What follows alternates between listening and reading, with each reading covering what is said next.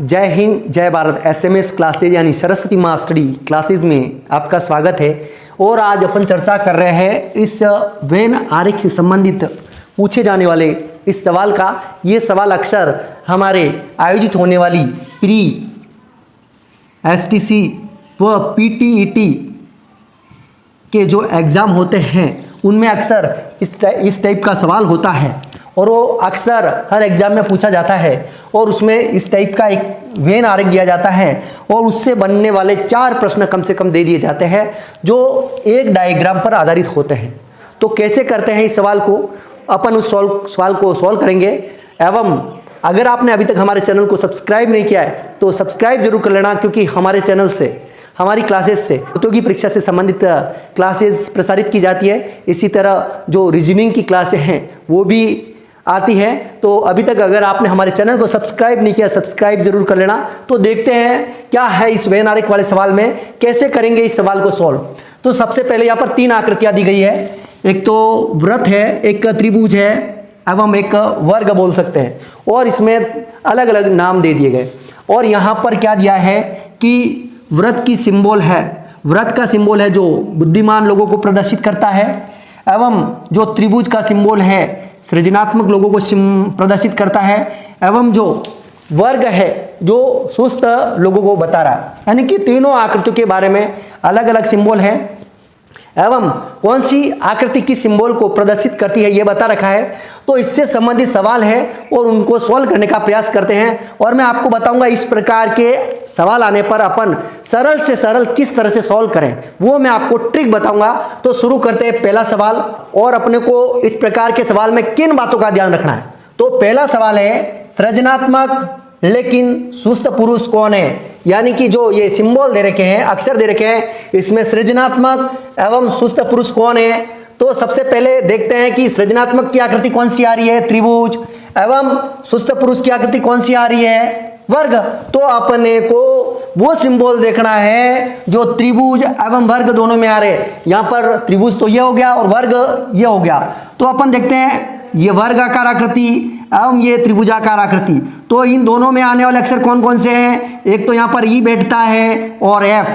ध्यान से देखिएगा, ई व एफ ऐसे अक्षर हैं, ऐसे पुरुष हैं जो त्रिभुज व वर्ग दोनों में आ रहे हैं। ये देखिए त्रिभुज में, तो यहां से त्रिभुज में आ रहा है और यहां नीचे से देखेंगे तो वर्ग में आ रहा है। तो यहां पर ई व एफ अक्षर सृजनात्मक एवं सुस्त लोग दोनों होंगे।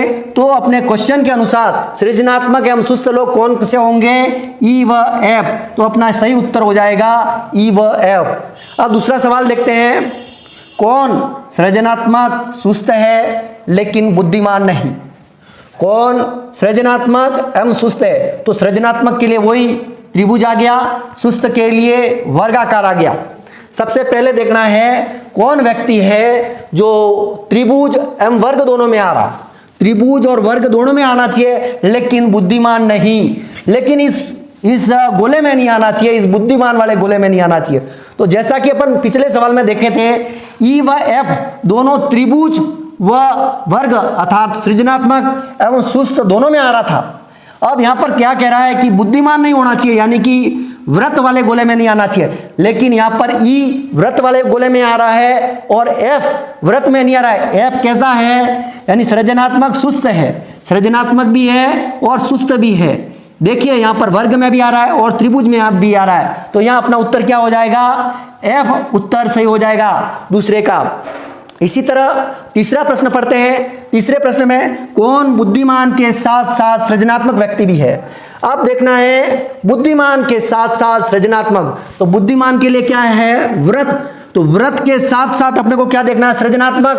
तो वृत्त के साथ साथ अपने को त्रिभुज देखना है। ऐसा कौन सा व्यक्ति है जो वृत्त के साथ साथ त्रिभुज में भी बैठा है, वृत्त के साथ साथ त्रिभुज में भी बैठा है, यानी कि वृत्त में भी बैठा है और त्रिभुज में भी बैठा है। तो ये अपन वृत्त का एरिया देखते हैं और त्रिभुज का एरिया। तो इन दोनों एरिया में बैठने वाले कौन कौन से व्यक्ति ये नजर आ रहे हैं आप। अगर इन दोनों को देखते हैं डी और ई, तो दोनों वृत्त में भी आ रहे हैं और त्रिभुज में भी आ रहे हैं। तो जो वृत्त एवं त्रिभुज दोनों में आ रहे हैं वो बुद्धिमान भी होंगे एवं सृजनात्मक व्यक्ति भी होंगे। तो अपना उत्तर हो जाएगा डी व ई। इस तरह इस प्रश्न का उत्तर निकलेगा। अब अगला प्रश्न है, कौन बुद्धिमान लेकिन सुस्त व्यक्ति है?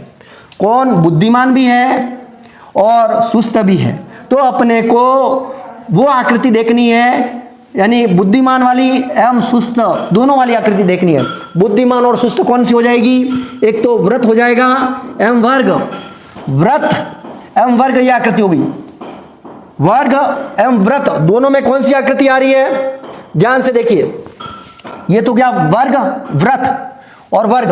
तो यहां आप देखोगे ये एरिया, ये जो एरिया आ रहा है, ये वाला एरिया, इस एरिया में वर्ग भी आ रहा है और यहां से देखेंगे तो व्रत की भी परिधि आ रही है और इधर वर्ग की भी परिधि आ रही है। तो ये ई और जी दोनों अक्षर है, यानी जी व ई दोनों अक्षर है, वो किस में आ रहे हैं? बुद्धिमान एवं सुस्त लोगों में। तो अपने को चाहिए बुद्धिमान एवं सुस्त लोग, तो अपना यहां उत्तर हो जाएगा जी व ई। अब अपन देखते हैं कौन कौन बुद्धिमान सुस्त है लेकिन सृजनात्मक भी है। बड़ा अच्छा प्रश्न पूछा है। कभी भी प्रश्न को अपने को ध्यान से पढ़ना है, प्रश्न की लैंग्वेज में अपने को एग्जामिनर उलझा सकता है। तो सबसे पहले प्रश्नों को ध्यान से पढ़िए।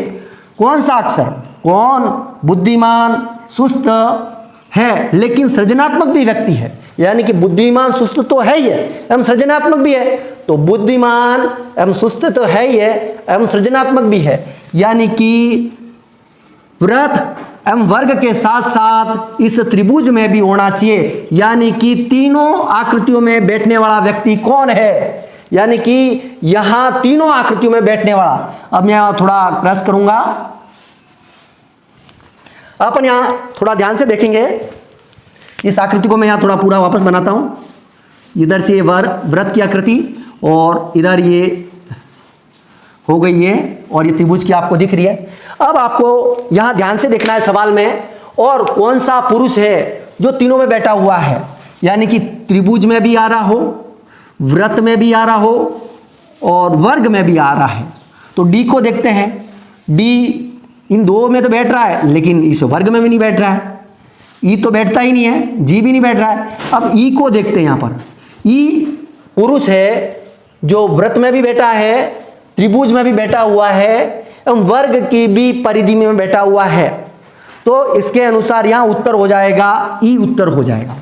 तो आपको पता लग गया होगा, इस प्रकार के वेन आरेख वाले जो प्रश्न आते हैं उसमें अपने को आकृति की परिधि के अंदर ध्यान रखना है। उस परिधि के अंदर कौन सा अक्षर या जिस बारे में पूछा है वो चीज देखनी है अपने को, उस परिधि को ध्यान रखना है। यहां हो सकता है अलग अलग टाइप की कोई आकृति हो।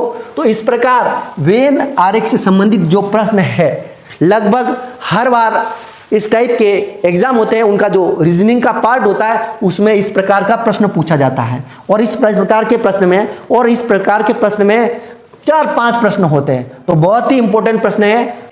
तो आपको समझ आ चुका होगा कि इस प्रकार के सवाल आए तो हम कैसे करें। तो जुड़े रहिए इस प्रकार के अट्रैक्टिव सवाल पाने के लिए, ट्रिक्स पाने के लिए, रीजनिंग के सवाल पाने के लिए। और अभी तक अगर आपने हमारे चैनल को सब्सक्राइब नहीं किया, सब्सक्राइब जरूर कर लेना। तो इसी के साथ मिलते हैं आगामी क्लास में। तब तक के लिए जय हिंद, जय भारत।